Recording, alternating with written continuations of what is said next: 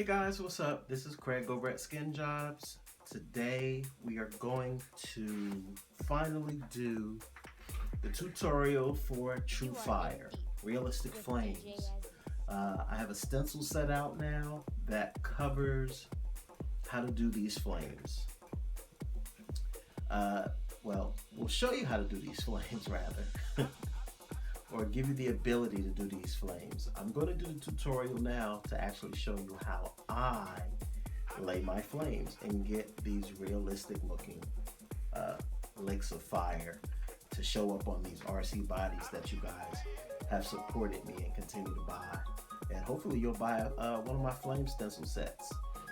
So I'm going to go right into it. I'm going to give you guys a pretty quick breakdown of what I'm going to be using. I'm going to be using the Wicked Black, reduced 1-to-1 reducer and paint, the Auto Air Candy Blue, and the Createx Auto Air White.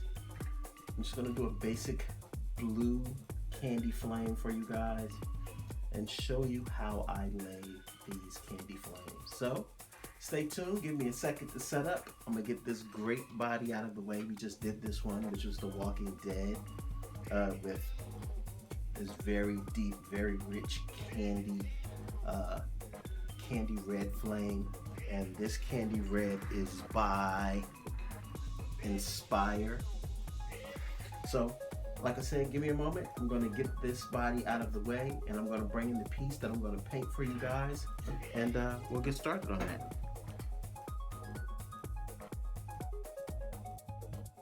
So today we're going to go over how to airbrush realistic flames with water-based paints on your RC bodies.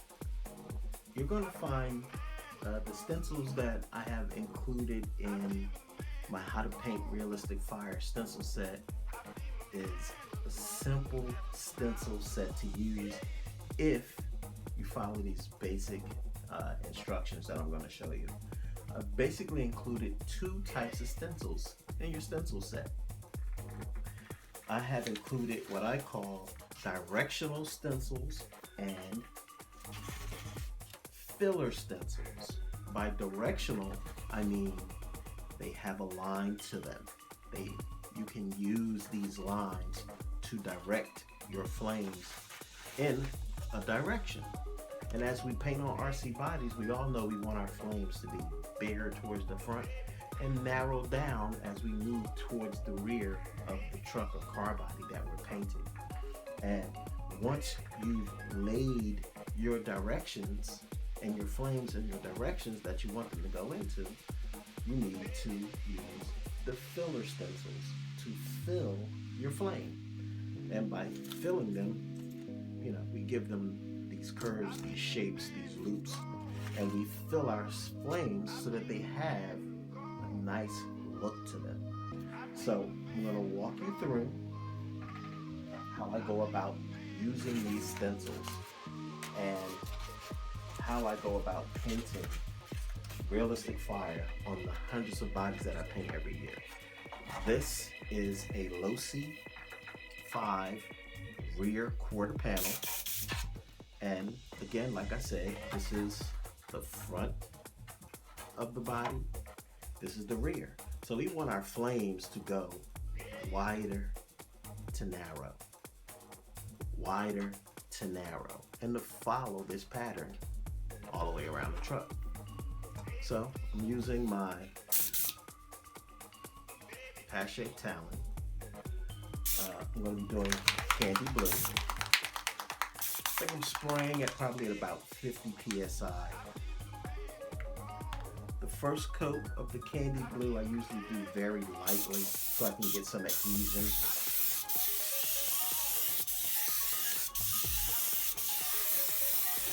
That's good. And I use a heat gun. This gets very hot, guys.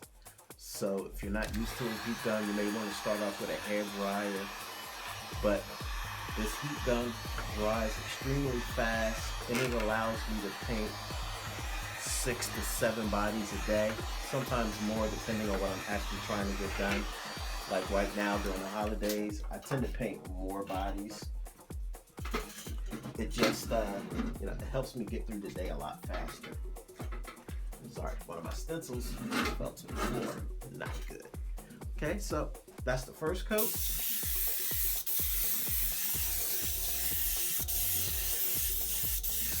You want to be careful of how you spray them so you don't overlap too much and get dark spots and patches. You want to try to spray evenly if you can, and be careful of the corners. You tend to overspray in them, so you want to kind of avoid them a little bit more.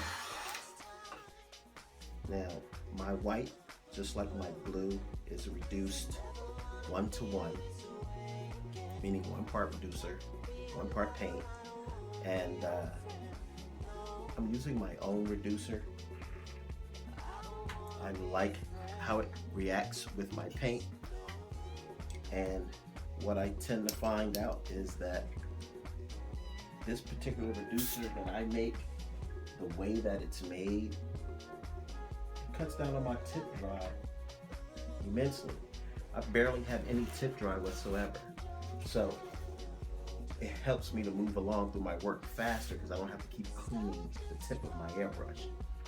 Okay, so again, like I was saying before, direction. This is the front, this is the back. I want my flames wider here and to thin out as I go to the back. So in order to do that, I need a directional stencil. I start in the front and I work my way along the line of the stencil towards the back.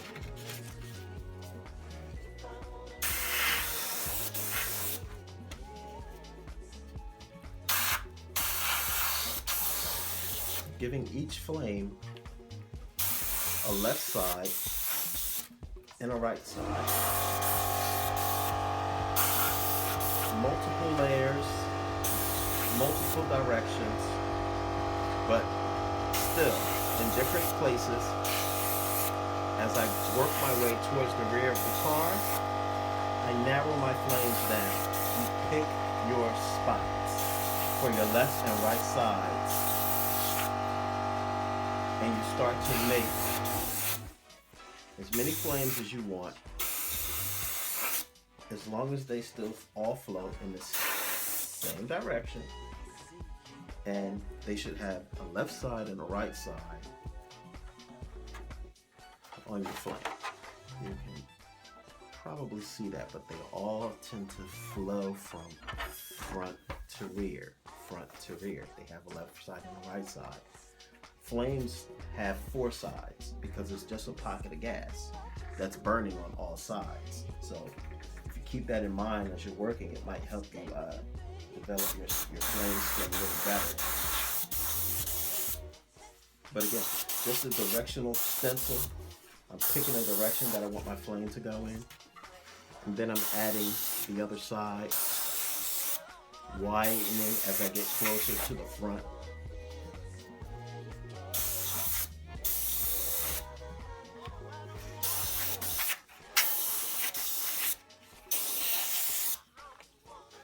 Again, left side and right side. I'll worry about the other 2 sides as I go, or as I build. And I switch up my directional stencil every once in a while depending on what I want my flames to do. How I want them to connect. What direction I want them to flow in. Heat to that and dry this up some.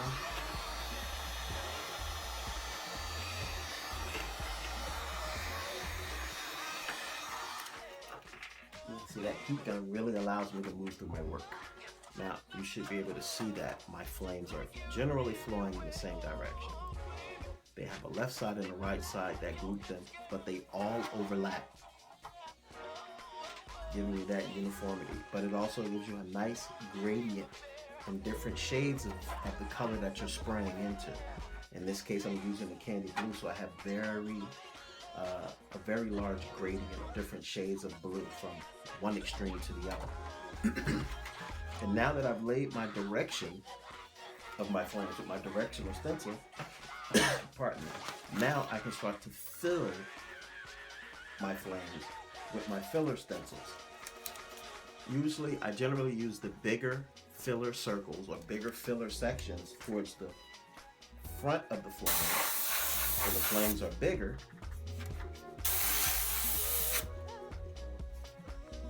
Hopefully you can see that. And these are bigger.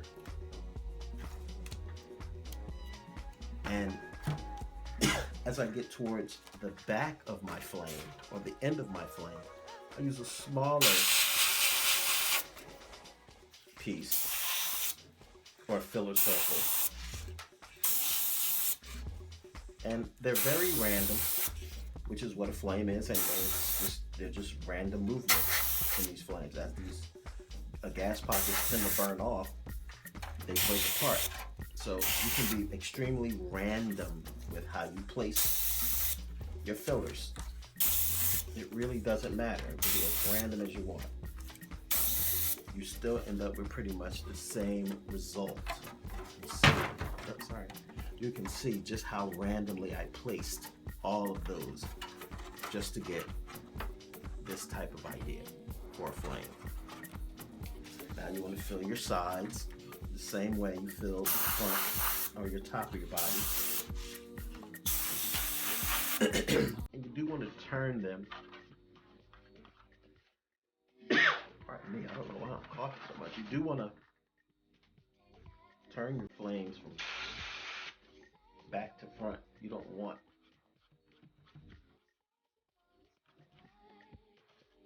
all of your fillers facing in the same direction.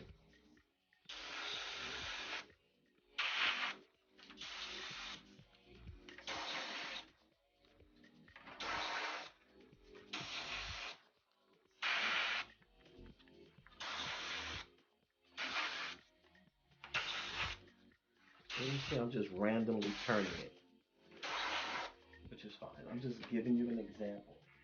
So once you have all of your fillers in where you think you might need them,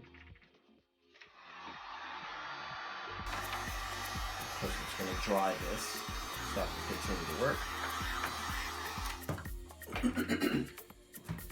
Once you have all of your fillers in, you pretty much can leave it done. But there's always more you can do. Once you lay this down, you can do all types of things. You can add things to them. Now, say for instance, I want to add skulls. When I add skulls, I usually look for open spaces in my flames. I don't want to lay my skulls on top of full spaces where there's a lot of white, because it's already full of something. If you add a skull to a full area, they tend to get washed out, or they tend to be a lot hotter, a lot brighter, and they clash. So it's better to find an open space in your flame to lay your skull. If you can find these open spaces, when you go to lay your skulls, they show up better on the other end. Okay, so I laid a couple of skulls in the open spaces just so you guys can get an idea. Just so you guys can see the work that's been done. Doesn't have to be perfect. I'm just giving you an example of how I lay my flame. And I want you to see it. If you watch this video over and over again and you ask questions, if you're not sure about something, just send me a message on my Facebook page, which is the best way to reach me, by the way. If you send me a message on my Facebook page, I'll pretty much be able to get to it. And I will answer anything you guys need to know. Especially if you bought my stencils for flames. I'm at your beck and call, are you kidding? So, you know, like I said, you have the directional stencils, you have your filler stencils. They're all included in my flame stencil set, which is selling right now for $12 on my Facebook page and on eBay. They're actually doing very well, actually. Thanks, guys. I really appreciate it. You see how quick this heat gun dries? I swear I can paint this Losi fifth scale in an hour. You know, just because I don't have any problems with my paint flowing through my airbrush slowing me down, and I have this heat gun. This heat gun is insane. So, and look, it's dry to the touch. That took seconds. That's why I'm able to do it so quickly. But when you're done, you know, you get this. And this is just random. I usually use a lot more control in my flames, and I don't use as many fillers. But I wanted you to see what they look like. And you see the placement of my skulls? They're in open spaces, so it looks like it's popping through. It's sitting inside a flame. But, you know, you get your nice candy blue, depending on how much blue you want to use. You back it in black, you get ghost flames, you get ghost skulls, you get realistic fire, depending on how many colors you want to use, however you want to tackle it. I have a lot of different tricks and tips, but you gotta get the stencils. You gotta practice your flames. You have to practice laying your flames, laying your licks, and yes, it might look easy, but it takes time, guys. It takes practice. And any questions that you have, just shoot me a message on Facebook, and I'll get back to you, and I'll help you guys through it. I'll help you learn how to do